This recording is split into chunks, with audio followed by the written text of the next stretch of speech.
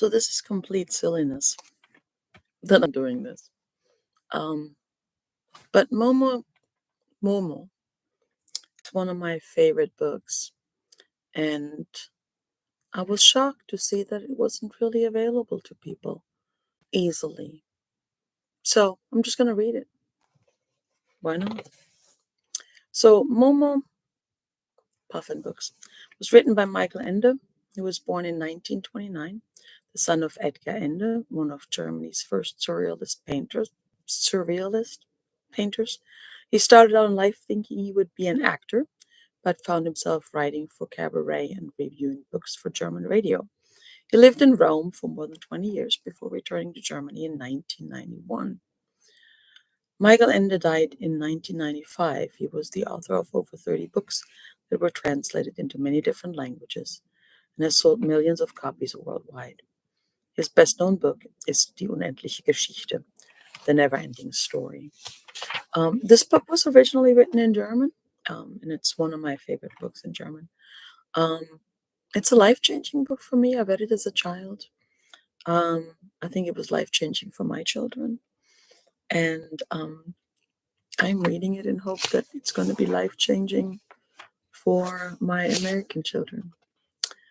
Um, the what do you call that thing here in the front? This thing? Twinkle, twinkle, little star. How I wonder what you are. Up above the world so high, like a diamond in the sky. Jane Taylor, 1783 until 1827. Um, Part 1, Momo and her friends. The amphitheater. Long, long ago, when people spoke languages quite different from our own, many fine big cities already existed in the sunny lands of the world. There were towering palaces inhabited by kings and emperors. There were broad streets, narrow alleyways, and winding lanes. There were sumptuous temples filled with idols of gold and marble. There were busy markets selling wares from all over the world, and there were handsome, spacious squares where people gathered to discuss latest news and make speeches or listen to them. Last but not least, there were theaters, or more properly, amphitheaters. An amphitheater resembled a modern circus, except that it was built entirely of stone. Seats for spectators were arranged in tiers, one above the other, like steps lining the crater of a man-made volcano. Many such buildings were circular, others semicircular, others oval. Some amphitheaters were as big as football stadiums, others could hold no more than a few hundred people. Some were resplendent with columns and statues, others plain and unadorned. Having no roofs, amphitheaters were open to the sky. This was why, in more luxurious ones, spectators were shielded from the heat of the sun or from sudden downpours by gold embroidered awnings suspended above their seats. In simple amphitheaters, mats woven of rushes or straw served the same purpose. In short, people made their amphitheaters as simple as luxurious as they could afford, just as long as they had one. For ancestors were enthusiastic playgoers.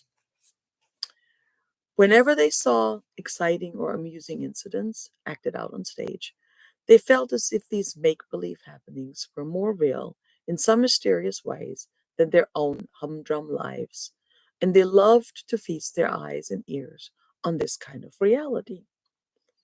Thousands of years have passed since then. The great cities of long ago lie in ruins, together with their temples and palaces. Wind and rain, heat and cold have worn away, eaten into the stonework. Ruins are all that remains of the amphitheaters, too. Crickets now inhabit their crumbling walls, singing a monotonous song that sounds like the earth breathing into sleep. A few of these ancient cities have survived to the present day, however. Life there has changed, of course. People ride around in cars and buses, have telephones and electric lights. But here and there among the modern buildings, one can still find a column or two, an archway, a stretch of wall, or even an amphitheater dating from the olden times. It was in a city of this kind that the story of Momo took place. On the southern outskirts of the city, where the fields began and the houses became shabbier and more tumble down, the ruins of a small amphitheater lay hidden in a clump of pine trees. It had never been a grand place, even in the old days, just a place of entertainment for poor folk. When Momo arrived on the scene, the ruined amphitheater had been almost forgotten. Its existence was known only to a few professors of archaeology, but they took no further interest in it because there was nothing more to be unearthed there. It wasn't an attraction to be compared to with the others in the city. Um, it wasn't an attraction to be compared with others in the city either. So the few stray tourists and sightseers who visited it from time to time merely clambered around in the grass grown tiers of seats and made a lot of noise, took a couple of snapshots, and went away again. Then the silence returned to the stone area, and the crickets started on the next verse of their interminable, unchanging song. The strange round building was really known only to the folk who lived in the immediate neighborhood. They grazed their goats there. Their children played ball on what once had been the central stage, and sweethearts would sometimes meet there in the evenings. One day, however, word went around that someone had moved into the ruins. It was a child, a girl most likely, though this was hard to say because she wore such funny clothes. The newcomer was named the newcomer's name was Momo. Aside from being rather odd, Momo's personal appearance might well have shocked anyone who set store who set store by looking clean and tidy. She was so small and thin that with the best will in the world, no one could have told her age. Her unruly mop of jet black hair looked as if it had never seen a comb or a pair of scissors. She had very big, beautiful eyes, as black as her hair, and her feet of almost the same color, for she nearly always went around barefoot, although she sometimes wore shoes in the winter time. The only shoes she had weren't a pair, and besides, they were far too big for her. This was because Momo owned nothing apart from what she had found lying around or had been given. Her ankle length dress was a mass of patches of different colors, and over it she wore a man's jacket, also far too big for her, with sleeves turned up at the wrist. Momo had decided against cutting them off because she wisely reflected that she was still growing, and goodness only knew if she would ever find another jacket as useful as this one with all its many pockets. Beneath a grassy stage of the ruined amphitheater, half choked with rubble, were some underground chambers, which could be reached by way of a hole in the outer wall, and this was where Momo had set up house. One afternoon, a group of men and women from the neighborhood turned up and tried to question her. Momo eyed them apprehensively, fearing they had come to chase her away. But she soon saw that they meant well. Being poor like herself, they knew how hard life could be. So, said one of the men, you like it here, do you? Momo nodded. You want to stay here? Yes, very much. You won't be missed, though? No. I mean, you should go home. This is my home, said Momo promptly. But where do you come from? Momo gestured vaguely at some undefined spot in the far distance. Who are your parents, then? The man persisted. Momo looked blankly from him to the others and gave a little shrug. The men and women exchanged glances and sighed. There's no need to be scared, the man went on. We haven't come to evict you. We'd like to help you, that's all. Momo nodded and said nothing, not entirely assured. You're called Momo, aren't you? Yes. That's a pretty name, but I've never heard it before. Who gave it to you?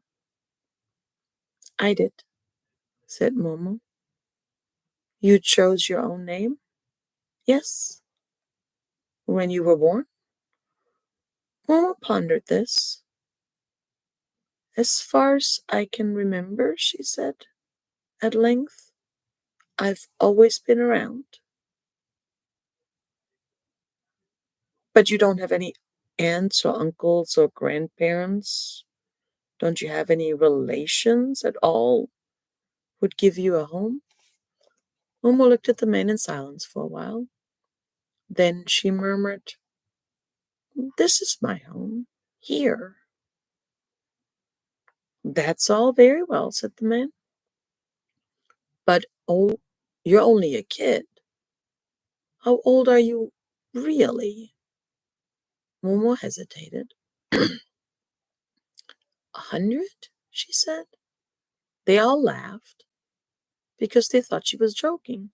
No, seriously, how old are you? 102? Momo replied, still more hesitantly. It was some time before the others realized that she'd picked up a few numbers but had no idea of their meaning because no one ever taught her how to count. Listen, said the man, after conferring with the others. Would you mind if we told the police you're here? Then you'd be put in a children's home where they'd feed you and give you a proper bed and teach you reading and writing and a lot of other things. How does that appeal to you? Momo gazed at him in horror. No, she said in a low voice. I've already been in one of those places. There were other children there too, and bars over the windows. We were beaten every day for no good reason. It was awful. One night I climbed to the wall and ran away. I would not want to go back there. I can understand that, said the old man, nodding, and the others could understand and nodded too. Very well, said one of the women, but you're still so little. Someone has to take care of you. Momo looked relieved. I can take care of myself. Can you really? Said the woman. Momo didn't answer at once. Then she said softly, I don't need much. Again, the others exchanged glances and sighed. Know something, Momo, said the man who had spoken first. We were wondering if you'd like to move in with one of us. It's true we don't have much room ourselves, and most of us already have a horde of children to feed.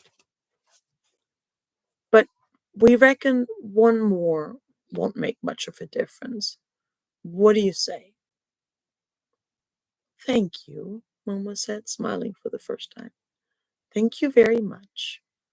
But couldn't you just let me go on living here? After much deliberation, the others finally agreed.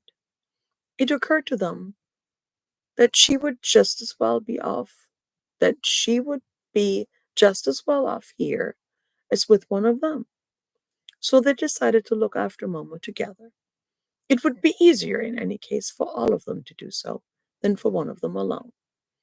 They made an immediate start by spring cleaning Momo's dilapidated dungeon and refurbishing it as best as they could. One of them, a bricklayer by trade, built her a miniature cooking stove and produced a rusty stovepipe to go with it. The old man, who was a carpenter, nailed together a little table and two chairs out of some packing cases. As for the women folk, they brought along a decrepit iron bedstead, adorned with curlicues, a mattress with only a few rents in it, and a couple of blankets.